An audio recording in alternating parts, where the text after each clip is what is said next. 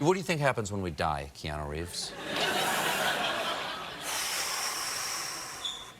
I know that the ones who love us will miss us. Expedition 33 has one of the greatest openings to any game I've ever played. We are put in the shoes of a man and a woman, Gustave and Sophie. Based on the dialogue, we slowly piece together that these two were previously in a relationship but are now separated. Then we learn that Sophie is going to Gommage, which we don't know much context about that other than she is going to die when that happens. And this isn't really a spoiler, it's one of the first things you learn in the game. It's the premise that's going to be spoon-fed to you by your friend trying to hype up the game. It's going to be in the elevator pitch. It's going to be in the trailers playing at GameStop non-stop on loop. And walking into Expedition 33, all I knew about the game's premise was the Paintress. There is a witch-like god lady who writes a number on a tower. Every year, she comes back and lowers the number by 1, and eventually, when the number falls on whatever age you are, you perish. So as we meet Gustave and Sophia, I could put together that today was the day she was going to die. Then we meet some of the people who inhabit this world, the citizens of Lumière. Some of the people we meet are also going to Gommage today. We learn how the Gommage is treated almost like this sinister yearly holiday. It's even custom to buy a flower for your loved ones as they are going to pass away, and as tragically as the citizens of the city get younger and younger, there is too many flowers and not enough people to give them to. And we also meet other families that are about to be affected by the Gommage. We meet parents who are saying goodbye to their children. We also meet parents who aren't going to have the closure of saying goodbye to their children. Life itself is seemingly going to be ripped away from these people much too early. You can also feel this sense of doom.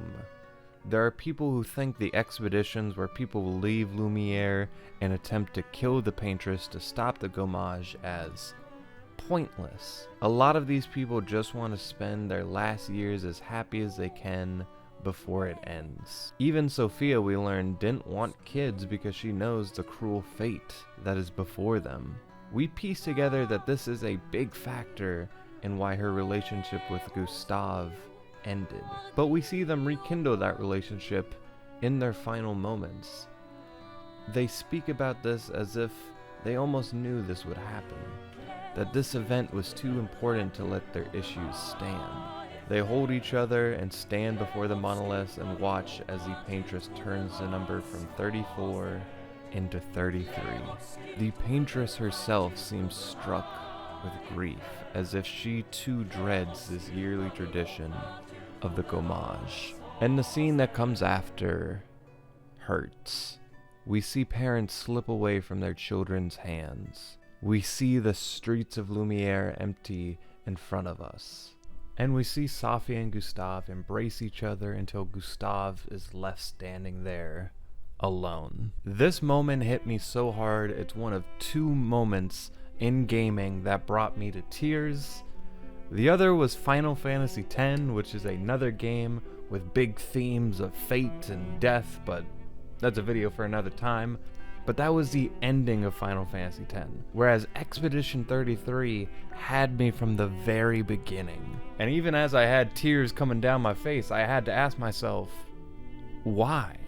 Because I knew this would happen. We all knew that Sophia was going to die, and yet I feel like it almost made it hurt even more. Death, of course, is tragic and painful regardless of how it happens, but many people, when their final hours come, don't want to know when it's coming. A lot of people just want to pass away in their sleep and not know when our time is here. I'm sure if you've had somebody close to you who was sick, or they knew their time was coming up and you had to say goodbye, that moment hurt. That powerless feeling, the pressure to say and do anything to help, or just to make that last moment mean something. then you can imagine it from their perspective. Standing in front of a closet just as you have thousands of times before, but now you're picking the clothes you will die in. You think about the day ahead of you and you're not really choosing what you want to do, you're deliberately choosing what to do in your final hours. And maybe most important of all, you are choosing who will hold your hand when it happens.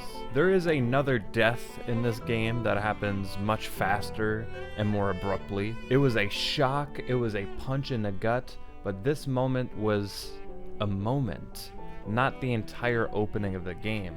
Much like real life, death can come at us quickly or painstakingly slow, and a big reason why Sophia's death hit me so much harder was I had so much more time to think about it, and as I thought, I was not only struck with grief for these characters, but I put myself in their shoes.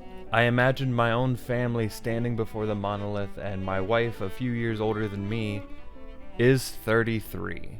If this happened to me, I would be out there on the streets holding her and our 1-year-old son in my arms. And as much as I would want just to die right there, I couldn't, for my son's sake. I would live the last years of my life in grief. I would continue to do that until about 5 more years when it was my turn to turn 33 and my son would be 6. But then, oh yeah, I remembered. The number lowers each year. Depending on the day of the gommage, I'd either be 30 or 31 when the paintress would write my number on the tower. I would be less than a middle-aged man when the paintress would write my number, and my son would be at best 4 years old. And that number was the hardest number of all. I can't remember anything from when I was 4, so I thought to myself, would my son even remember me? After all this, after having the greatest moments of my life, raising him up to this point, loving him more than I could ever love anything, he might not even remember me. Then he would grow up to be a teenager and eventually fall into the same fate we did, only with even less time. Suddenly, I understand how many of the citizens of Lumière felt. That feeling of doom just around the corner, making the most of what little time we have before the cruel hands of fate steal it away from us. That feeling of destined death.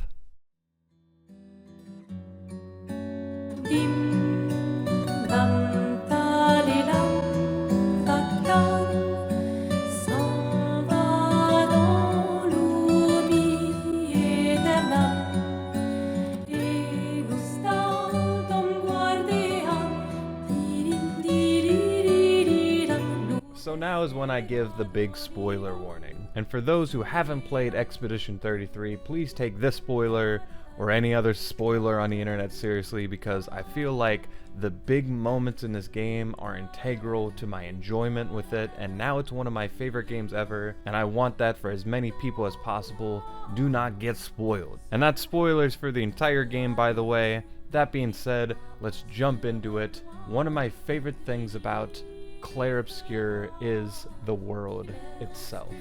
Exploring the canvas is as mysterious as it is awe-inspiring. The locations can be wildly different, from a snowy train station to a beautiful underwater cavern.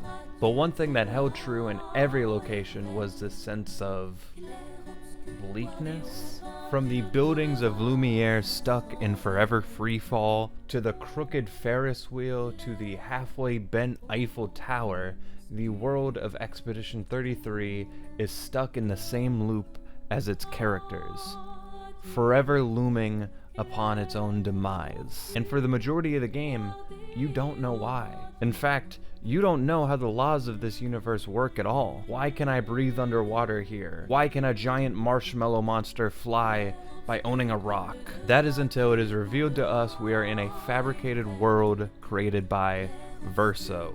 The real Verso, not the painted version of him we've come to know.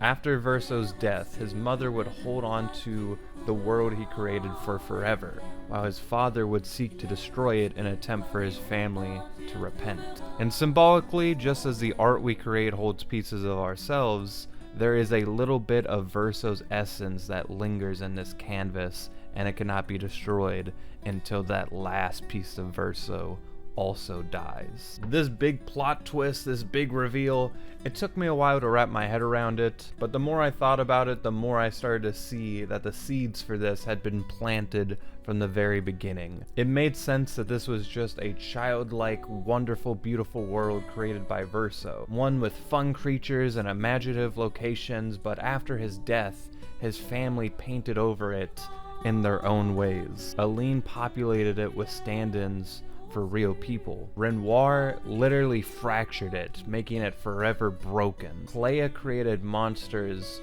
that would wreak havoc all over. And Alicia refused to let this world perish even against its creator's will. And that's why it's a world that's at war with itself. Just like the people of Lumière, it is slowly dying. Just as us as people have our own lifespans, the buildings we live in, the locations we inhabit, even our own world have lifespans, and just like us, all of that will come to an end as well. Maybe you know a traditional or historic building or landmark that's broken or it's too old to work properly, and the people who once used it probably called for it to either be rebuilt or just left alone for historical value. Then eventually someone will come along and ask why this thing is still around. And even if that answer is no now, eventually someone will come along and say yes.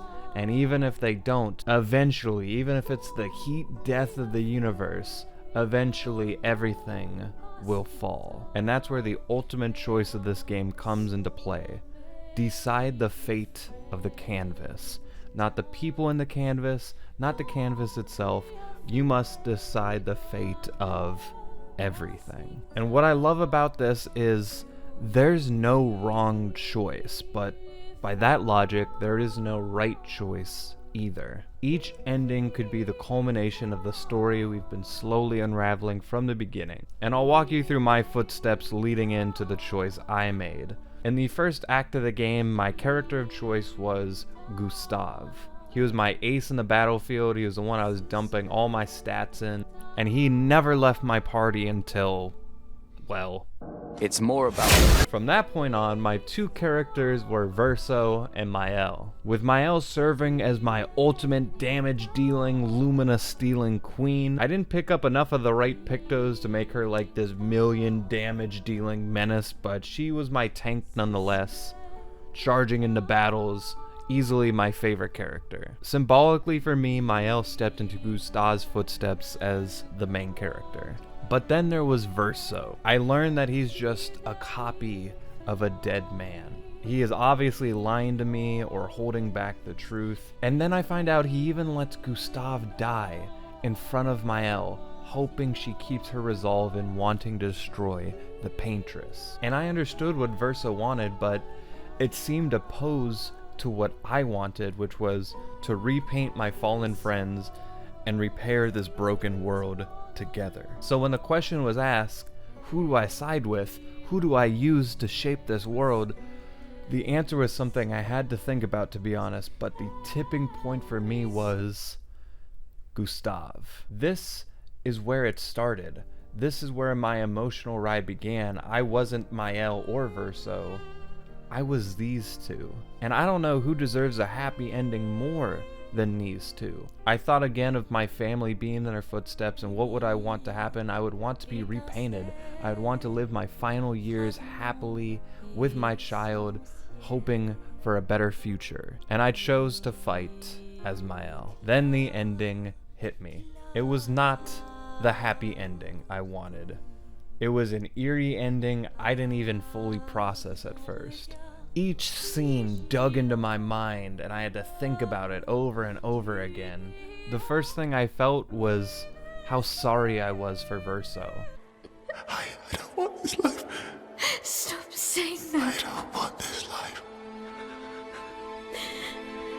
I don't want this life. I felt sorry for the puppet who was strung together to pretend to be a dead man. I felt sorry for the boy who was forced to paint when in reality all he wanted to do was be a musician. But most of all, I felt sorry for this man. Another copy of Verso was painted. He's given this piano a false gesture of what he really wants, when in reality he's still locked away painting for forever. The others look on, and they have looks of expectations. Expectations to continue playing so we can all coexist under Mael's new world. Continue painting this world that's no longer yours. Mael's face starts obscuring, turning black, very similarly to her mother and father who had spent too long in this canvas. Yeah, not exactly the happy ending I was expecting, but at the same time, I was given what I wanted. Even Gustave and Sophia are shown to be repainted and living happily here. But this moment did not give me the feelings I was expecting them to, especially since we were seeing it from Mael's perspective, the perspective of a new paintress. And whatever ending you choose puts Mael in a new position. The first option is to destroy the canvas, and Verso's family can finally atone for his death, which leaves Mael standing before a new unclear path, but with a hopeful tone. But the second option, the option I chose, it kind of leaves us back where we started, living in a broken world that can never be repaired, but also never die. Upon completing the game, I oddly could imagine how Mael felt. I too didn't want this journey to end. I wanted to explore this world more and more, and I didn't want to let go. I didn't want to say goodbye. I explored the world until there was nothing left to explore. Suddenly, this giant map that once felt large and daunting felt small and lonely. And without the story moving forward anymore, my journey felt much more directionless. It was for the sake of happening rather than happening for the sake of something. Much like Mael could move on and paint something else, I could pop in another video game and be taken to another world I could shape. But I didn't want that. I just wanted to continue something that had already been over, something that was already dead, that I wanted to puppeteer and continue playing. And that's when I remembered that these endings actually have two titles. Verso's ending was titled A Life to Love, and Mael's ending was titled A Life to Paint. And this is what the painted life felt like, forever holding on to this world, and thus forever holding on to Verso, not letting him go. I felt the exact same way as my go-to character, the character I'd fight as, the characters whose footsteps I'd literally walk in. And as my go-to character in combat, I remembered her ultimate move is actually titled Gommage. And considering she almost always wins with this move, it might as well be canon that she is actually